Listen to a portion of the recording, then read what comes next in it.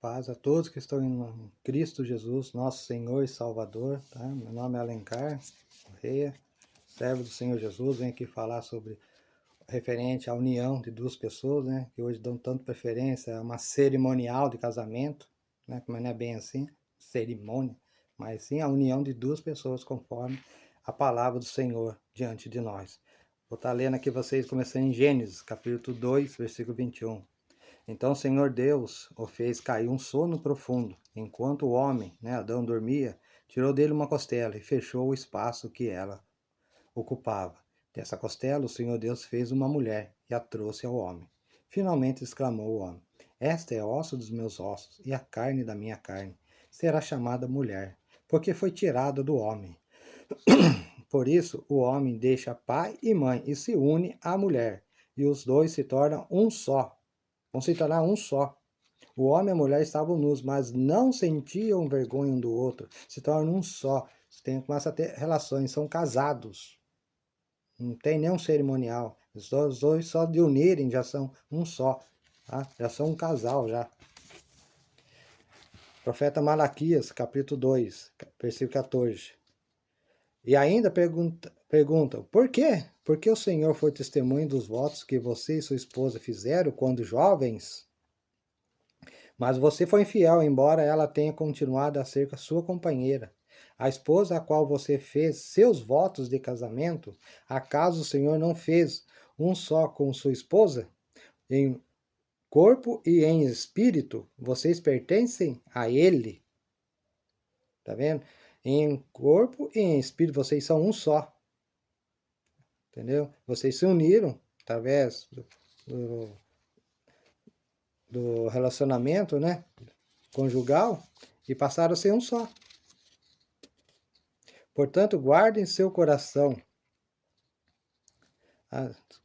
Acaso o Senhor não fez um só com sua esposa, em corpo e em espírito? Vocês pertencem a Ele. E o que Ele quer? Dessa união, quer filhos dedicados a Ele. Portanto, guardem seu coração, permaneçam fiéis à esposa de sua mocidade, pois eu odeio o divórcio, diz o Senhor, o Deus de Israel. Divorciar-se de sua esposa é cobri-la de crueldade, diz o Senhor dos Exércitos. Portanto, guardem seu coração, não sejam infiéis. Por que ele fala da mocidade? Quando é nova, é bonita, magrinha, depois passa a ter filho, começa a engordar, tem alguns problemas de saúde, começa, a não conseguir se cuidar direito, por causa dos afazeres da casa, daí vem aquelas arrumadinhas mais novas. Então, se você casou, uniu, casou. Você é para sempre. Não tem como dissolver isso, né? Somente se um tiver pecado, como o Senhor Jesus vai estar orientando depois. A união é eterna, né? Já se uniram, já estão juntos, já são um só. Agora, quando cai em pecado, começa a sair com várias mulheres, ou a mulher sair com vários homens, se uniram a eles. E está com o mesmo pecado deles, mesmos problemas deles, mesma dificuldade deles, às vezes até na mesma condenações deles. Tem que orar muito para quebrar essas maldições depois. Evangelho de Mateus, capítulo 25, versículo 21. Vocês ouviram o que foi dito a seus antepassados, não mate. Se cometer homicídio, estará sujeito a julgamento. Eu, porém, lhes digo que basta irar-se contra alguém para estar sujeito a julgamento. Quem xingar alguém de estúpido corre o risco de ser levado ao tribunal. Quem chamar alguém de louco corre o risco de ir para o inferno de fogo. Imagine você aí no casamento, dois vivendo, brigando, discutindo, xingando. Tá certo isso? Olha como que é a condenação. É bem claro, né? É fácil falar para os outros, que você tá brigando, critica, briga, discuta aí que você nem conhece, mas marido e mulher brigando. Continuando, vocês ouviram o que foi dito, não cometa adultério. Eu, porém, lhes digo que quem olhar para uma mulher com cobiça já cometeu adultério com ela, em seu coração. Se o olho direito o leva a pecar, arranca e jogue fora. É melhor perder uma parte do corpo que ser todo ele lançado no inferno. E se a mão direita o leva a pecar, corte-a e jogue fora. É melhor perder uma parte do corpo que ser todo ele lançado no inferno. Tá vendo? Agora, só de você agir, com malícia, através do olho, através de uma mão, de malícia, né? Não só do homem, mas também da mulher. Você já vai ser condenado por causa disso. Também foi dito que se divorciar-se da esposa, deverá conceder-lhe um certificado de divórcio. Eu, porém, lhes digo que quem se divorcia da esposa, exceto por imoralidade, a faz cometer adultério. E quem se casa com uma mulher divorciada também comete adultério. Entendeu? Não tem coisa muito para explicar. É claro, vai de você ler, né, e crer. Você também ouviram o que foi dito a seus antepassados. Não quebre seu juramento, cumpra os juramentos que fizer ao Senhor. Eu, porém, lhes digo que não façam juramento algum. Não digam juro pelo céu, pois o céu é o trono de Deus. Também não digam juro pela terra, pois a terra é onde se descansa os pés. E não digam juro por Jerusalém, pois Jerusalém é a cidade do grande rei. Nem sequer digam juro pela minha cabeça, pois vocês não podem tornar-se branco ou preto um fio de cabelo sequer. Quando disserem sim, sim, seja de fato sim. Quando disserem não, seja de fato não. Qualquer coisa, além disso, vem do maligno. Então, igual vai ficar aí jurando, eu juro, né? Estão falando na cerimonial, né? Eu juro, eu juro. Não, é sim, sim, não, não. Não tem nada que completar, como Jesus fala claramente aqui. É sim, sim, não, não. Tá? É um pelo outro. Casou, vai se unir, é união entre os dois. Não é aquele cerimonial, e agora você tem que colocar aliança. Se você não tiver com aliança, você é um pecado aqui. Não tem nada de aliança, tá falando um anel aqui? Não. E sim de os dois coabitarem e ser uma só carne, um só espírito. Já são um só. Simplesmente isso. Continuando, vocês ouviram o que foi dito, olho por olho e dente por dente. Eu, porém, lhes digo que não se oponham ao perverso. Se alguém lhe der um tapa na face direita, ofereça também a outra. Se você for processado no tribunal e lhe tomarem a roupa do corpo, deixe que leve também a capa. Se alguém forçar a caminhar 2 quilômetros, que você caminhe 4 quilômetros. Dê a quem pedir e não volte as costas a quem quiser tomar emprestado de você. Que adianta aqui, né? Enfrentar, brigar, ceda, saiba se relacionar bem um com o outro. Vai ficar aí vendo um ou outro, convivendo um com o outro, mas a tranca e barrancos, brigando? Não. Vocês têm que saber ceder, saber um apoiar, um caminhar, entender o outro. Tá? Evangelho de Mateus, capítulo 6, versículo 5. Quando vocês orarem, não sejam como hipócritas que gostam de orar em público, nas sinagogas e nas esquinas, onde todos possam vê-los. Eu lhes digo a verdade, eles não receberão outra recompensa além dessa. Né? Na frente de todo mundo já recebeu comer, mas não de Deus. Mas quando orarem, cada um vá para o seu quarto, feche a porta e ora seu pai em segredo. Então seu pai que observa em segredo os recompensará. Ao orar, não repitam frases vazias sem parar, como fazem os gentios. Eles acham que se repetirem as palavras várias vezes, suas orações serão respondidas. Não sejam como eles, pois seu Pai sabe exatamente do que vocês precisam, antes mesmo de pedirem. Analisem bem como vocês pedem, sejam, né, tenham conhecimento da palavra. Portanto, orem da seguinte forma: Pai nosso que estás no céu, santificado seja o teu nome. A referência sempre a Deus Todo-Poderoso. Honre a Deus, glorifique a Deus. Que venha o teu reino, seja feita a tua vontade, assim na terra como ao céu, né? Colocar, né, como se a gente já fosse vivendo no céu. Pense que você vive no céu, na vontade do Senhor Deus Todo-Poderoso, na graça com o Senhor Jesus Cristo. É assim que tem que verificar, analisar a palavra e refletir como seria no céu, como é demonstrado aqui na palavra de Deus constantemente. Né? Mas a pessoa quer saber de personagem, quer saber de historinha, daí não conhece, né? Dá-nos hoje o pão para esse dia. Agradeça a Deus por tudo que você recebe, pelo pão, pela alimentação, né? Pelo seu salário, né? Pela sua saúde. E perdoa nossas dívidas, assim como perdoamos nossos devedores, né? Se você não perdoa, como o Senhor vai te perdoar? Então perdoe sempre. E não nos deixe cair em tentação, mas livra-nos do mal. Ele que vai cuidar de nós. Se você sempre ora e está com Ele, Deus vai estar com a mão dele sobre a sua vida, cuidando de você, com seus anjos cuidando, te abençoando, que não mal ocorra. Vai ocorrer, você vai morrer, mas que você tenha plena certeza, né, da sua vida eterna com o Senhor Jesus. É isso que ele quer. Você tenha plena certeza da vida eterna com ele, né? Essa é a tentação, né, da mental, né, de livrar do mal. Está na mente. Você pode fazer o que quiser, pode te matar, te fazer sofrer, mas a minha vida é do Senhor Jesus. Essa é a paz interior, né? Que o diabo que fica atormentado por causa disso. Então tenha essa paz interior de fé, né? Que Deus, a morte é um encontro com o Senhor Jesus eternamente.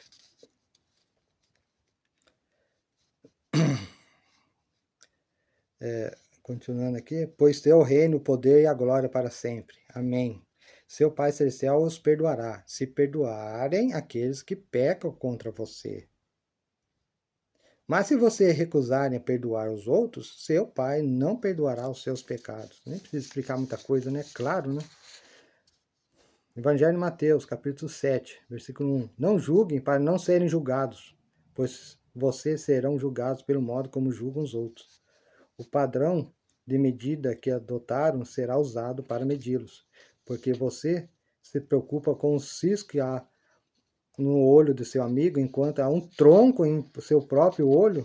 Como pode dizer a seu amigo, deixa eu ajudar a tirar o cisco, né, aquele pelinho do seu olho, se não consegue ver o tronco que o próprio olho está no seu próprio olho? Hipócrita!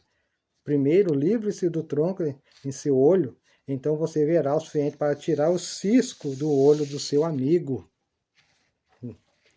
Mateus capítulo 19, 3. Alguns fariseus apareceram e tentaram apanhar Jesus numa armadilha, perguntando: deve-se permitir que um homem se divorcie de sua mulher por qualquer motivo? Vocês não leram nas Escrituras? Respondeu Jesus. Eles registram que desde o princípio o Criador os fez homem e mulher. E disse: por isso o homem deixa pai e mãe e se une à sua mulher. Os dois se tornam um só, como Malaquias, como lá em Gênesis, confirmando aqui. Uma vez que já não são dois, mas um só, que ninguém separa o que Deus uniu. Não fala nada de cerimonial. Eles perguntam, então por que Moisés disse na lei que o homem poderia dar à esposa um certificado de divórcio e mandá-la embora? Jesus respondeu, Moisés permitiu o divórcio apenas como concessão, pois o coração de vocês é duro, mas não era esse o propósito original. Eu lhes digo o seguinte, quem se divorciar de sua esposa, o que só poderá fazer em caso de imoralidade, e se casar com outra, cometerá adultério. Os discípulos de Jesus disseram, se essa é a condição do homem em relação à sua mulher, é melhor não se casar. Nem todos têm como aceitar esse ensino, disse Jesus, só aqueles que recebem a ajuda de Deus. Alguns nascem eunucos, né, sem as suas genitais masculinas. Alguns foram feitos eunucos por outros. E alguns a si mesmos se fazem eunucos por causa do reino dos céus. Quem puder que aceite isso. Já não tem muito o que explicar, né? Como é claro, né? Por conseguir a vida eterna, né? Então, não cometerás adultério, né? Não adianta. Carta aos Efésios, capítulo 5, versículo 21. Sujeitem-se uns aos outros por temor a Cristo. Esposa, sujeite-se cada um a seu marido, como ao Senhor, pois o marido é o cabeça da esposa, como Cristo é o cabeça da igreja. Ele é o salvador de seu corpo, a igreja. Assim como a igreja se sujeita a Cristo, também vocês, esposa, devem sujeitar em tudo a seu marido. Maridos, ame cada um a sua esposa, como Cristo amou a igreja. Ele entregou a vida por ela, a fim de torná-la santa, justificando-a ao lavá-la com água por meio da palavra. Assim fez para apresentá-la a si mesmo como igreja gloriosa, sem mancha, ruga ou qualquer outro defeito, mas santa e sem culpa. Da mesma forma, os maridos devem amar cada uma a sua esposa, como amam ao próprio corpo, pois o homem que ama sua esposa, na verdade, ama a si mesmo. Ninguém odeia o próprio corpo, mas o alimenta e cuida dele, como Cristo cuida da igreja. e nós somos membros do seu corpo. Por isso, o homem deixa pai e mãe e se une à sua mulher. E os dois se tornam um só, né? Tá vendo? Como é o casamento, é a união, unir os dois, já é para serem casados, vão viver juntos, né? E está declarado entre os pais, que não, vou deixar o pai e mãe, e a mulher, vou deixar pai e mãe e vou viver com ele. Então, vamos, que sejam felizes casados, são casados. Agora, fazer um cerimonial, não são casados porque não fez cerimônia. Não. Isso aí é só para confirmar entre as pessoas, né? Fazer uma coisa mais, assim, conforme a lei atual hoje, né? Pelo menos fazer lá o documento de casamento ali, só para confirmar. Mas dizer que, conforme os pregadores hoje dizem, né? Você não foi lá, você não fez a cerimônia comigo, não foi na igreja, você não assinou lá no cartório. Não, não tem nada a ver. Vocês são casados, são casados. Se unirem diante de Deus, se uniram. Serão filhos abençoados, né? E seus filhos crescerão na graça do Senhor, abençoados diante do Senhor, por se cumpriram certinho conforme o Senhor quer. Ande conforme o Senhor, não conforme esse pregador fica criando um monte de obstáculo para você dizer que você sempre é o errado da vida. Não, cuidado com isso, pessoal. Cuidado mesmo.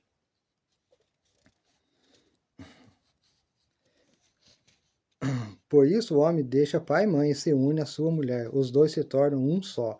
Esse é um grande mistério, mas ilustra a união entre Cristo e a igreja. Portanto, volto a dizer, cada homem deve amar a esposa como ama a si mesmo. E a esposa deve respeitar o marido. Né? Qual que é mais pesado aqui? Amar ou somente respeitar? Né? O peso maior está sobre o marido, que ele tem que amar, fazer muita coisa pela mulher, cuidar dela, dar atenção, trabalhar, não deixar faltar nada, né?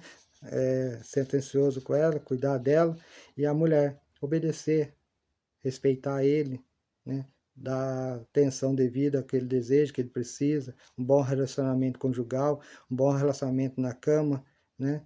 Porque as mulheres hoje, né? As ponderadas hoje, eu sei, eu não vou com ele, eu não vou para a cama com ele que fica lá no sofá. Destruiu o casamento. Você é a culpada. Porque você está aqui para servir a ele. Mas se você não faz, você é sempre errada. A palavra de Deus é bem clara. Mas se você não anda conforme a palavra de Deus, não segue a palavra de Deus, entendeu? Por que fala que é do Senhor Jesus? Então não é do Senhor Jesus, você é de quem? É de onde? Não tem nada com o Senhor Jesus, não quer a salvação? Então busca a salvação. Se quer a salvação, siga as orientações do Senhor Jesus. Siga a palavra dos seus apóstolos. Carta a Colossenses, capítulo 3, versículo 18. Esposa, sujeite-se cada uma a seu marido, como é próprio a quem está no Senhor. Maridos, ame cada um a sua esposa e nunca a trate com aspareza. Carta a de 1 Pedro, capítulo 3, versículo 1. Da mesma forma, vocês, esposos, sujeitem-se à autoridade do seu marido. Assim mesmo que ele se recuse a obedecer à palavra, será conquistado por sua conduta, sem palavra alguma, mas por observar seu modo de viver puro e reverente. Não se preocupe com a beleza exterior, obtida com penteados extravagantes, joias caras e roupas bonitas. Em vez disso, vistam-se com a beleza que vem de dentro e não desaparece. A beleza de um espírito amável e sereno, tão precioso para Deus. Era assim que se adornavam as mulheres santas no passado. Elas depositavam sua confiança em Deus e se sujeitavam à autoridade do marido. Sara, por exemplo, obedecia a Abraão e o chamava de Senhor. Vocês são filhas dela quando praticam o bem, sem medo algum. Da mesma forma, vocês, maridos, honrem a sua esposa. Sejam compreensivos com o convívio com ela, pois ainda que seja mais frágil que vocês, ela é igualmente participante da dádiva de nova vida concedida por Deus. Tratem de maneira correta, para que nada atrapalhe suas orações, né? Deixe sua esposa orar, né? Dê tranquilidade para elas, ame elas, deixe elas se aproximar mais de Deus, ajude-as. Por fim, tenham todos o mesmo modo de pensar, sejam cheios de compaixão uns pelos outros. Amem uns aos outros como irmãos. Mostrem misericórdia e humildade. Não retribuam mal por mal, nem insulto com insulto. Ao contrário, retribuam com uma bênção. Foi para isso que vocês foram chamados. A bênção lhes será concedida. Pois se quiser desfrutar a vida e ver muitos dias felizes, refreie a língua de falar maldades e os lábios de dizer mentiras. Afaste-se do mal e faça o bem. Busque a paz, esforce-se para mantê-la. Os olhos do Senhor estão sobre os justos e os ouvidos abertos para as suas orações. O Senhor, porém, volta o rosto contra os que praticam o mal. Carta de 1 Coríntios, capítulo 6, versículo 12. Tudo me é permitido, mas nem tudo convém. Tudo me é permitido, mas não devo me tornar escravo de nada. Os alimentos foram feitos para o estômago para os alimentos. É verdade, mas um dia Deus acabará com os dois. Vocês, contudo, não podem dizer que nosso corpo foi feito para a imoralidade sexual. Ele foi feito para o Senhor. O relacionamento que o Senhor tem conosco inclui nosso corpo. Portanto, Deus nos ressuscitará dos mortos por seu poder, assim como ressuscitou o Senhor. Vocês não sabem que seu corpo é, na realidade, membro de Cristo? Acaso um homem deve tomar seu corpo, que faz parte de Cristo, uni-lo a uma prostituta? De maneira nenhuma. E vocês não sabem que se um homem se une a uma prostituta, ele se torna um corpo com ela? Pois as escrituras dizem, os dois se tornam um só. Mas a pessoa que se une ao Senhor tem com ele uma união de espírito. Fujam da imoralidade sexual. Nenhum outro pecado afeta o corpo como esse, pois a imoralidade sexual é um pecado contra o próprio corpo. Vocês não sabem que seu corpo é o templo do Espírito Santo que habita em vocês? Ele foi dado por Deus? Vocês não percebem a si mesmo, pois foram comprados por alto preço? Portanto, honrem a Deus com seu corpo. Carta de 1 Coríntios, capítulo 7, versículo 1. Agora, quanto às perguntas que vocês me fizeram em suas cartas, digo que é bom que o homem não toque em mulher. Mas uma vez que há tanta imoralidade sexual, cada homem deve ter a sua própria esposa e cada mulher seu próprio marido. O marido deve satisfazer as necessidades conjugais de sua esposa, e a esposa deve fazer o mesmo por seu marido. A esposa não tem autoridade sobre seu corpo, mas sim o marido. Da mesma forma, não é o marido que tem autoridade sobre o seu corpo, mas sim a esposa. Não privem um ao outro de terem relações na cama, a menos que ambos concordem a abster-se da intimidade sexual por certo tempo, a fim de dedicarem de modo mais pleno à oração. Depois disso, unam-se novamente, para que Satanás não os tente por causa de sua falta de domínio próprio.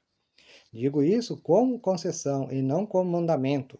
Gostaria que todos fossem como eu, mas cada um tem seu próprio dom, concedido por Deus.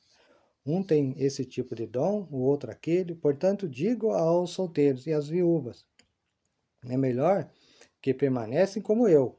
Mas, se não conseguirem se controlar, devem se casar. É melhor se casar que arder em desejo. Para os casados, porém, tem uma ordem que não vem de mim, mas do Senhor. A esposa não deve se separar do marido. Mas se eu fizer, que permaneça solteira, ou se reconcilie com ele. E o marido não deve se separar da esposa. Quanto à pergunta sobre as moças que ainda não se casaram, não tenho para elas nenhum mandamento do Senhor em sua misericórdia. Porém, o Senhor me deu sabedoria confiável, e eu as compartilharei com vocês. Tendo em vista as dificuldades de nosso tempo, creio que é melhor que permaneçam como estão. Se você já tem esposa, não procure se separar. Se não tem esposa, não procure se casar. Se, contudo, vier se casar, não é pecado. E se uma moça se casar, também não é pecado. No entanto, aqueles que se casarem em tempos como os atuais terão de enfrentar dificuldades. E minha intenção é poupá-los disso. Irmãos, isto é o que quero dizer. O tempo que resta é muito curto.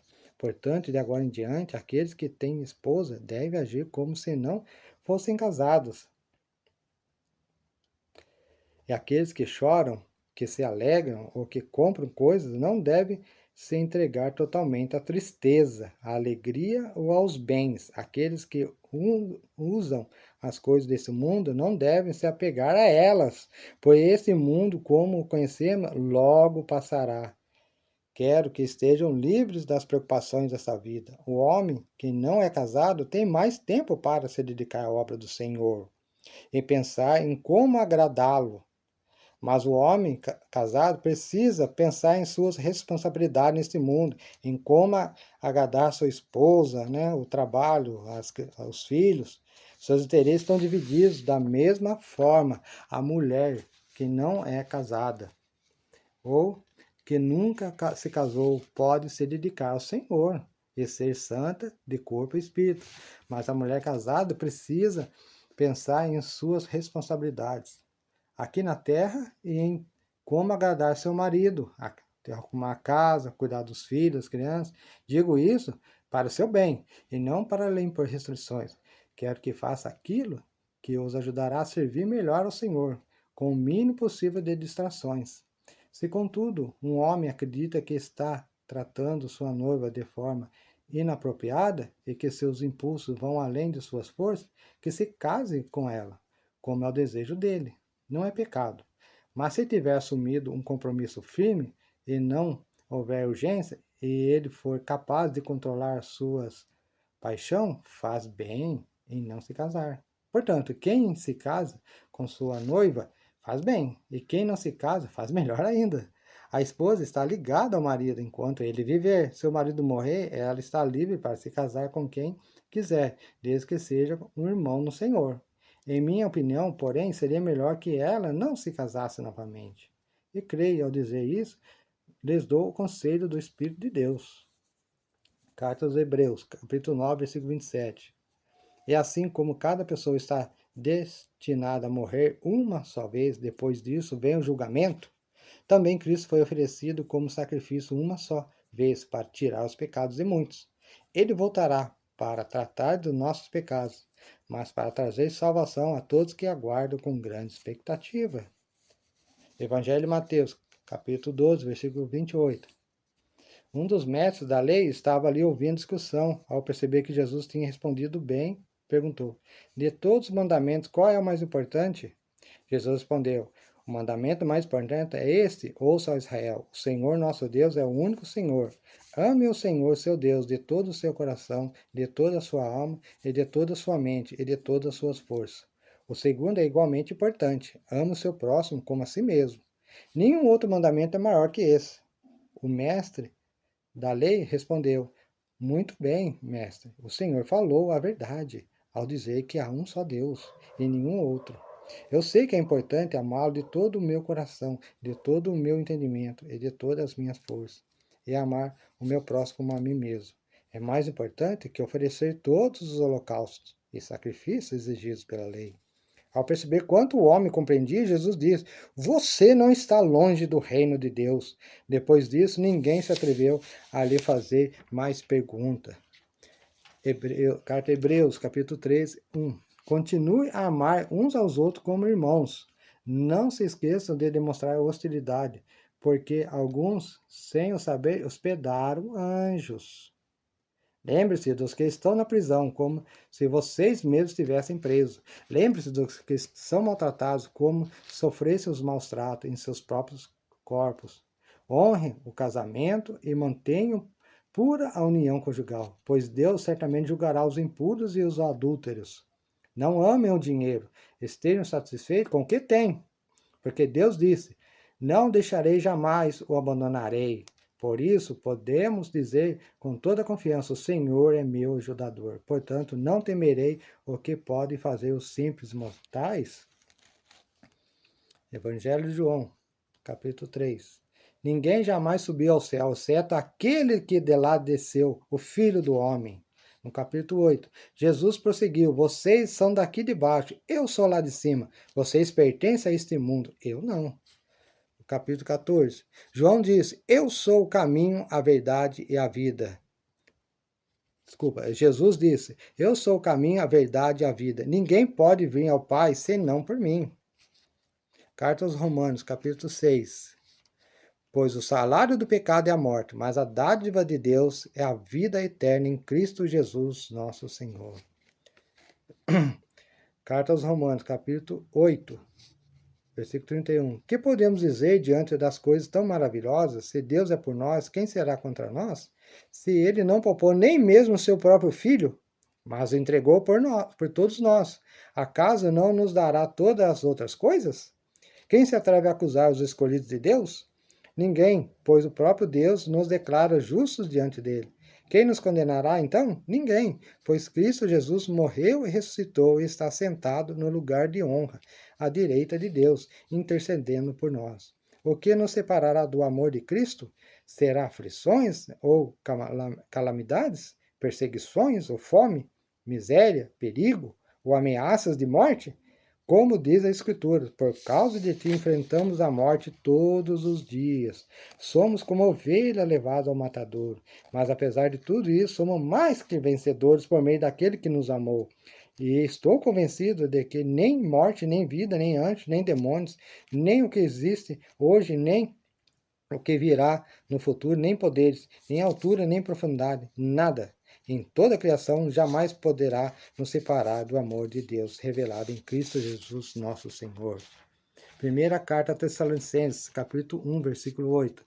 Agora, partindo de vocês, a palavra do Senhor tem se espalhado por toda parte, até mesmo além da Macedônia e da Acaia, pois sua fé em Deus se tornou conhecida em todo lugar. Não precisamos sequer mencioná-la, pois as pessoas têm comentado sobre como vocês nos acolheram e como deixaram os ídolos a fim de servir ao Deus vivo e verdadeiro. Também comendo como vocês esperam do céu a vinda de Jesus, o Filho de Deus, a quem ele ressuscitou dos mortos, que nos livrará da ira que está para vir, tá? O lago de fogo. Carta 2 Timóteo. Segunda carta de Timóteo, capítulo 3, versículo 12. Sim, e todos que desejam ter uma vida de devoção em Cristo Jesus sofrerão perseguições, mas os perversos e os impostores irão de mal a pior, enganarão outros, e eles próprios serão enganados. Vocês, porém, devem permanecer fiel àquilo que lhe foi ensinado. Sabe que é a verdade, pois conhece aqueles de quem aprendeu. Desde a infância lhe foram ensinadas as sagradas escrituras que lhes deram sabedoria para receber a salvação, que vem pela fé em Cristo Jesus. Toda a escritura é inspirada por Deus e útil para nos ensinar o que é verdadeiro, para nos fazer perceber o que não está em ordem em nossa vida. Ela nos corrige quando erramos e nos ensina a fazer o que é certo. Deus a usa para preparar e capacitar seu povo para toda boa obra. Primeira carta de Coríntios, capítulo 15, versículo 57. Mas graças a Deus que nos dá vitória sobre o pecado e sobre a morte por meio do nosso Senhor Jesus Cristo. Carta aos Hebreus, capítulo 1, versículo 1. Anteriormente, Deus falou aos nossos antepassados de muitas maneiras por intermédio dos profetas. Agora, nos tempos em que vivemos, falamos através de seu Filho, a quem deu todas as coisas e por meio de quem criou tudo o que existe. Este reflete a glória de seu Pai. É a imagem perfeita de sua pessoa. Ele mantém todo o universo pela autoridade de sua palavra, tendo morrido para nos purificar da culpa dos nossos pecados. Sentou-se à direita do Deus glorioso nos lugares celestiais. É assim muito superior aos anjos, como prova o nome excelso que Deus lhe deu. Deus nunca disse a nenhum anjo: Tu és meu filho, hoje tornei teu pai. Também não se referia a nenhum anjo quando disse: Eu serei para ele pai, e ele será meu filho. E de outra vez, quando Deus trouxe o seu filho primogênito à terra, que todos os anjos de Deus o adorem. É verdade que Deus alude aos anjos dizendo: É ele que faz dos seus anjos espíritos e os seus ministros eficazes como fogo. Mas, referente-se ao filho, diz: O seu trono, ó Deus, dura para sempre. A justiça é aquilo que faz a força do seu reino. Tu amas a justiça, aborreces o mal. Por isso, Deus, o teu Deus derramou sobre ti mais óleo de alegria do que sobre os teus companheiros. E ainda, Senhor, foste tu que fundou a terra, fizeste o universo com as suas mãos. Cartas de Efésios, capítulo 1, versículo 1. Eu, Paulo, escolhido pela vontade de Deus para ser apóstolo de Jesus Cristo, escrevo essa carta aos santos em Éfeso, os que são fiéis em Jesus Cristo. Que Deus, nosso Pai, e o Senhor Jesus Cristo vos deem graça e paz. Louvor seja dado a Deus, o Pai de nosso Senhor Jesus Cristo, pois nos encheu de todas as bênçãos nos lugares celestiais. E nós que vivemos em comunhão espiritual com Cristo, antes de ter criado o mundo, Deus escolheu-nos para que lhe pertencermos e passarmos a viver de uma forma santa e irrepreensível, em amor. No seu plano, propôs tornar-nos seus filhos. É por isso que lhe dirigimos louvor e honra pela sua graça para convosco, através da pessoa do seu amado Filho. Tão rica é a generosidade da sua graça, que ele pagou a nossa redenção através do sangue de seu Filho, e as nossas transgressões foram perdoadas. Graça essa que se traduziu abundantemente nas nossas vidas em sabedoria e compreensão, tornando assim possível termos conhecimento do plano que Deus tinha arquitetado a favor da humanidade, mas que mantivera por revelar até o momento por ele determinado. É o objetivo final. Este plano é, quando chegar o tempo oportuno disso acontecer, juntar sob o governo de Cristo todas as coisas, no céu e na terra. Através de Cristo, nós recebemos a herança de Deus e fomos escolhidos para lhe pertencermos, segundo a resolução por ele previamente estabelecida. O propósito de Deus para o qual fomos destinados é celebrarmos a sua grandeza, nós o que primeiro esperamos em Cristo. E vocês, igualmente, depois que terem ouvido a mensagem da verdade, as boas novas da nossa salvação, e tendo crido em Cristo, foram selados com o Espírito Santo, já anteriormente prometido. A presença do Espírito em nós é a prova de que Deus nos dará a herança que nos prometeu para nos redimir como uma aquisição muito sua, para louvarmos a glória de Deus, pelo que, ouvindo falar da vossa fé no Senhor Jesus e do vosso amor por todos os irmãos crentes, não me canso de agradecer a Deus por vocês. Nas minhas orações, peço-lhes a Ele, que é o Pai do nosso Senhor Jesus Cristo, o qual possui toda a glória do céu, que através do conhecimento cada vez mais profundo de si mesmo, vos dê sabedoria para poderem claramente compreender o que Deus vos revela e que os vossos entendimentos sejam iluminados para poderem ter uma ideia nítida dessa esperança para a qual vos chamou, e para perceberem a extensão gloriosa de tudo aquilo que está reservado para aqueles que são santos filhos, e mais ainda, para se darem conta do ilimitado poder que dispõe a nosso favor. Nós, o que cremos em resultado a ação dessa força divina que nos transformou.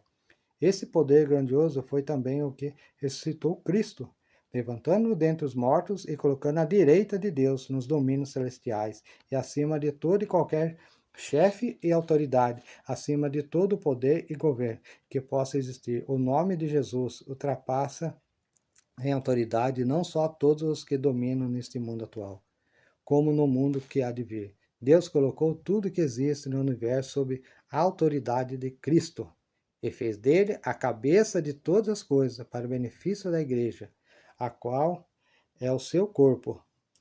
É ele que a enche com sua esperança, como enche as coisas em todo o lugar, tá? Que vocês crerem de todo o coração no Senhor Jesus como Senhor seu Salvador, tá? Até a sua vinda, né? Que pode ser agora, nessa década de 30. Mas o morrer, todos nós vamos morrermos. E que todos nós vamos passar pela morte. Mas morremos com Cristo para a vida eterna com o Senhor Jesus. Viver com Ele para sempre, tá? Porque o morrer é não ter mais este corpo, tá? E que vocês, homens e mulheres, que se unam agora, né? Diante do Senhor, e que creiam no Senhor, não se separem, confiem no Senhor, né? Não se preocupem, né, com essas cerimoniais, com documentos, não, mas só de unir, de estar os dois juntos, Deus já abençoar a vida de vocês. Vocês são abençoados diante do nosso Senhor e Salvador Jesus Cristo, para andar e ter filhos para Ele, que ame, que o adore, que faça da mesma coisa que vocês estão fazendo, de se unirem, né, com outra pessoa, que se faça também seus filhos dentro da graça, do amor do nosso Senhor Jesus Cristo, né, e sejam todos abençoados. Amém.